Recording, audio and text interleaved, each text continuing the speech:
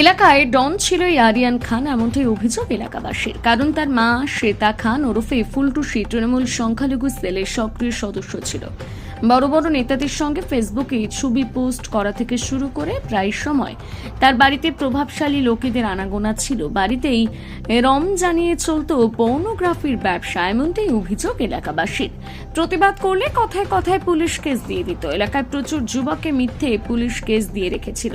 কেউ ভয়তে মুখ খুলতে পারত না। পাশাপাশি এলাকার লোকেরা চাইছেন তাদের এলাকায় এই ফুলটুসি এবং তার ছেলে আরিয়ান আর যেন না ঢোকে।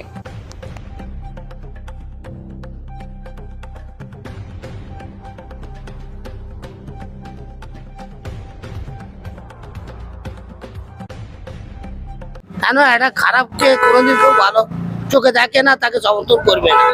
হ্যাঁ, আমরা চাচ্ছি আপনারা ভালো তুলে এটাকে ভালো কাজে একটা প্রভাব করুন, তাতে যেন আমরা পাড়ার লোক ভালোভাবে বাঁচতে পারি। কেন আমাদের ছেলে মেয়ের আছে, বিয়ে শাদী দিতে হবে। আজকে আমরা বাইরে বেরোতে পারছি না কাল থেকে 3 দিন, মানে এই লজ্জাজনক ব্যাপারে, লজ্জাজনক ব্যাপারে।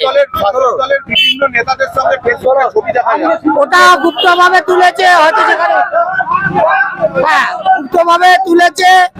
এখানে আমাদের ধরুন গিয়েছে এক জায়গায় মিটিং হচ্ছে, সেখানে গিয়েছে বসেছে ফটো তুলেছে। সেখানে একটা নেতা, তার তো দোষ নেই। যে যদি সংখ্যালঘুর একটা ছেলের ছিল, বুদ্ধিমত্তার মন ছিল একটা। হ্যাঁ, এর জন্য কি প্রভাব খাটাতো এলাকায়? এখানে প্রভাব কি দেখুন, ফাঁড়িকে যখন ইচ্ছা ফোন করতো তখন ইচ্ছা চলে আসতো।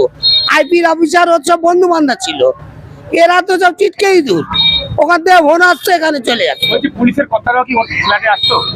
না না না না না না, এটা একদম ভুল। কেন ওরা ফাঁড়ির পুলিশও বিরক্ত ছিল। আমার সাথে কথা হয়েছে যে কবে যাবে, আমরা এর আর জ্বালা সহ্য করতে পারছি না। প্রভাবশালী লোকজন বাইরে থেকে আসতো? হ্যাঁ, বাইরে থেকে। এখানে তো জিপ রাখতো, গাড়ি রাখতো তো।